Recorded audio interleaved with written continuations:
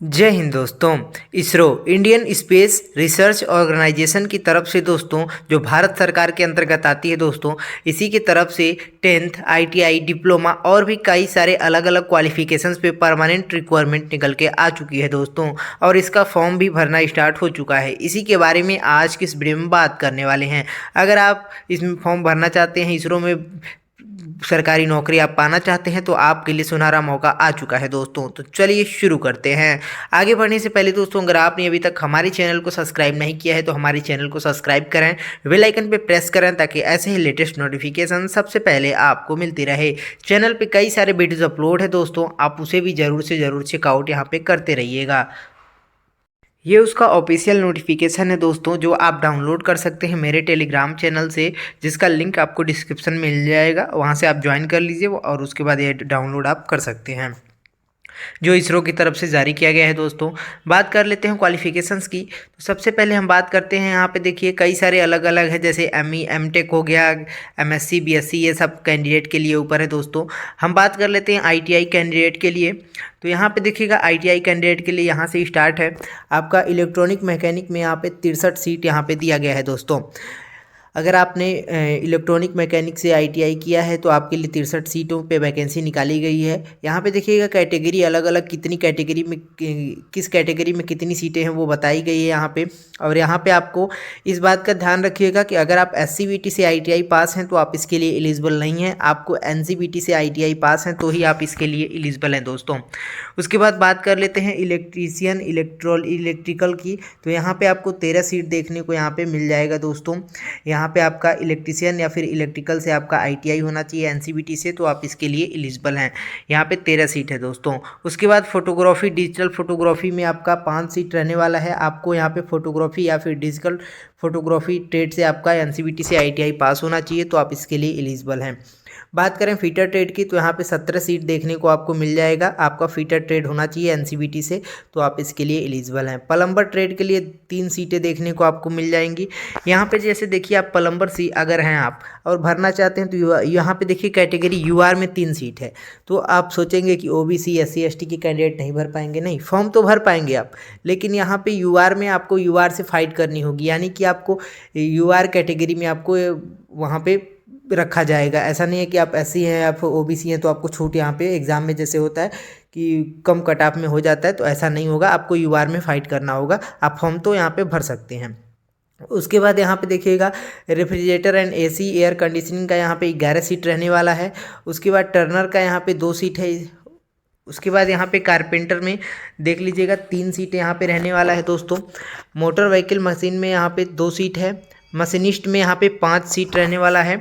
उसके बाद welder trade में आपका 2 सीट है। वेल्डर में भी UR में ही है बस, तो आप भर सकते हैं फॉर्म, लेकिन आपको UR से फाइट करना होगा, इस बात का ध्यान रखिएगा। और सारे NCBT से ही होने चाहिए, SCBT से नहीं होना चाहिए आपका। SCBT से अगर आपने ITI पास किया है तो आप इसके लिए बिल्कुल भी एलिजिबल नहीं है। बात कर लेते हैं आपका सिलेक्शन का प्रोसेस क्या है। तो सिलेक्शन का प्रोसेस आपका देखिएगा, रिटेन टेस्ट होगा, कंप्यूटर बेस आपका टेस्ट होने वाला है। उसके बाद आपका स्किल टेस्ट होगा, जैसे कि आपका यहाँ पे ITI में होता है पहले एग्ज़ाम, उसके बाद यहाँ पे प्रैक्टिकल होता है, वैसे ही यहाँ पे पहले रिटेन टेस्ट होगा कंप्यूटर पे आपका, उसके बाद यहाँ पे स्किल टेस्ट होगा, उसके बाद आपका यहाँ पे सिलेक्शन होने वाला है दोस्तों। और इसमें एक फ़ायदा और है, कई सारे जो भी वैकेंसियाँ आती हैं परमानेंट गवर्नमेंट की दोस्तों, तो उसमें क्या होता है, नॉन टेक्निकल पहले पूछा जाता है, उसके बाद एक टेक्निकल का होता है, उसके बाद आपकी होती है यहाँ पे। लेकिन इसरो एक ऐसा है, यहाँ पे अगर आप मैथ या फिर GS या फिर रीजनिंग जो भी आपका, अगर इसमें आप वीक हैं, आपको नहीं समझ में आता है, लेकिन आपका ट्रेड जो है उसमें आप पूरा मजबूत है दोस्तों, ट्रेड से आपको सारी अच्छी है, तो आप इसमें बहुत ही अच्छा आपके सुनहरा मौका है दोस्तों। इसमें केवल टेक्निकल क्वेश्चन यहाँ पे पूछे जाते हैं। उसके बाद यहाँ पे देखिएगा नीचे है डिप्लोमा का है, मैकेनिकल में 11 सीटें हैं, यहाँ पे ड्राफ्ट्समैन सिविल में 5 सीटें हैं, इलेक्ट्रॉनिक्स में 28 है, यहाँ पे कंप्यूटर साइंस में 6 है, इलेक्ट्रिकल में 5 है, सिविल में 4 है, मैकेनिकल में 12 सीटें यहाँ पे है। तो ऐसे ही आपको सीट देखने को यहाँ पे मिल जाएगा दोस्तों। उसके बाद हम बात कर लेते हैं यहाँ पे कि देखिए, यहाँ पे नीचे आएंगे तो ये सारे पोस्ट भी लैबोरेटरी असिस्टेंट का है, यहाँ पे ग्रेजुएट चाहिए आपको, मास्टर डिग्री यहाँ पे देख लीजिएगा। और यहाँ पे कुक का भी है, यहाँ पे SSC का एक्सपीरियंस भी होना चाहिए 5 साल का। फायरमैन का है यहाँ पे ये भी आपको सेफ्टी से होना, टेस्ट आपका फिटनेस टेस्ट सब कुछ होना चाहिए, 10वीं पास होना चाहिए आपका। उसके बाद ड्राइवर का है, यहाँ पे हैवी व्हीकल का लाइसेंस होना चाहिए, एक्सपीरियंस होना चाहिए। अपना एक बार चेकआउट आप कर लीजिएगा दोस्तों। उसके बाद बात कर लेते हैं कि आपको यहाँ पे सैलरी कितनी देखने को मिलेगी, एज क्या रहने वाली है। तो यहाँ पे देखिएगा आईटीआई कैंडिडेट के लिए, टेक्नीशियन बी, ड्राफ्ट्समैन बी के लिए यहाँ पे 18 से 35 साल के बीच में आपकी एज होनी चाहिए। लेवल 3 की यहाँ पे सैलरी मिलने वाली है। ये बेसिक सैलरी होती है दोस्तों 21,700 रुपये, प्लस यहाँ पे कई सारे अलाउंस मिलते हैं। तो आपको लगभग 40 से 42 हज़ार तक आपकी सैलरी यहाँ पे अच्छी खासी देखने को यहाँ पे मिल जाएगी। बाकी आप अपना सैलरी देख लीजिएगा, जो भी आपका क्वालिफिकेशन होगा एक बार नोटिफिकेशन डाउनलोड करके। उसके बाद यहाँ पे आपको एज में छूट मिल जाएगी। यहाँ पे देखिएगा 5 साल के लिए SC ST, 3 साल के लिए OBC का यहाँ पे छूट जो है मिल जाएगा देखने को आपको। यहाँ पे अप्लाई करने का प्रोसेस जो है दोस्तों ऑनलाइन के माध्यम से अप्लाई होगा। ये अप्लाई शुरू हो चुका है, 10 तारीख से आपका ये फॉर्म भरना आ जाएगा और यहाँ पे 1 मार्च तक आप ये फॉर्म भर सकते हैं दोस्तों। तो आज से ये फॉर्म भरना स्टार्ट हो चुका है, 10 बजे से ही। फॉर्म भरने का, अप्लाई करने का लिंक मेरे डिस्क्रिप्शन में मिल जाएगा, वहाँ से आप अप्लाई कर सकते हैं। उसके बाद यहाँ पे सारे डॉक्यूमेंट आप देख लीजिएगा, क्या क्या आपको डॉक्यूमेंट चाहिए फॉर्म जब भरेंगे। तो यहाँ पे देखिएगा अपलोडिंग डॉक्यूमेंट का यहाँ पे बताया गया है कि क्या क्या आपको डॉक्यूमेंट चाहिए। तो यहाँ पे एक बार अच्छे से पहले नोटिफिकेशन आप पढ़ लीजिएगा। और बात करें फीस की, जो आप फॉर्म भरेंगे तो उसमें फ़ीस कितना लगेगा, उसमें आपको फ़ीस देना होगा दोस्तों। मैं जो यहाँ पे कैटेगरी है, जो टेक्नीशियन बी की, जो आईटीआई के कैंडिडेट हैं ड्राफ्ट्समैन बी के, तो उनको यहाँ पे 500 रुपये पेमेंट आपको देना होगा दोस्तों। 500 रुपये यहाँ पे देना होगा। और यहाँ पे बात की जाती है, जब आप पहले एग्ज़ाम में CBT एग्ज़ाम में बैठ जाएंगे तो आपको यहाँ पे 400 रुपये रिफ़ंड कर दिया जाएगा। एक्चुअल इसका फ़ीस 100 रुपये है। हालांकि इसका कई सारे एग्ज़ाम हो चुके हैं, लेकिन अभी तक इसका फ़ीस वापस नहीं किया गया है। ये गलत बात है, टाइम से फ़ीस वापस कर देना चाहिए। अगर आप लिखते हैं तो फ़ीस वापस कर देना चाहिए, लेकिन देखते हैं कब तक फ़ीस वापस करेंगे। हालांकि 500 रुपये लगेगा आपका, और इनका दावा है कि बाद में आपको फ़ीस वापस करेंगे। हालांकि बहुत लेट करते हैं फ़ीस देने में, तो मिलता है लेकिन बहुत लेट होता है। तो आपको 500 रुपये देना होगा और बाद में आपको एग्ज़ाम में दे देंगे तो आपको 400 रुपये रिफ़ंड कर दिया जाएगा।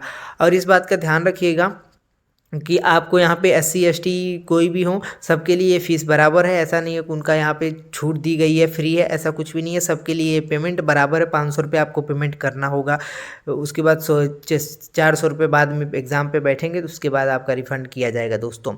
तो ये आपका पेमेंट लगने वाला है। आप internet banking, UPI, debit card के माध्यम से आप पेमेंट कर पाएंगे। और यहाँ पे सिलेक्शन प्रोसेस का मैंने बता ही दिया। और बात कर लेते हैं आपका एग्ज़ाम के बारे में। तो एग्ज़ाम आपका जो होता है दोस्तों, वो पहले आपका CBT एग्ज़ाम होगा। CBT एग्ज़ाम में आपका 80 नंबर का यहाँ पे 80 क्वेश्चन पूछा जाता है दोस्तों यहाँ पे।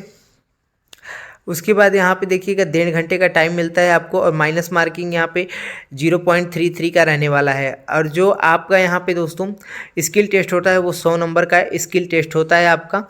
तो आप अब तैयारी अच्छे से करिए अगर आप इसमें फॉर्म भरना चाहते हैं तो। और बाकी अदर कैंडिडेट अपना यहाँ पे चेकआउट एक बार कर लीजिएगा।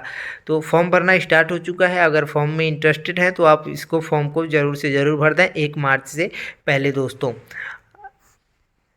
अगर आप इसरो जैसी कंपनी में सरकारी गवर्नमेंट जॉब करना चाहते हैं तो आपके लिए सुनहरा मौका है दोस्तों।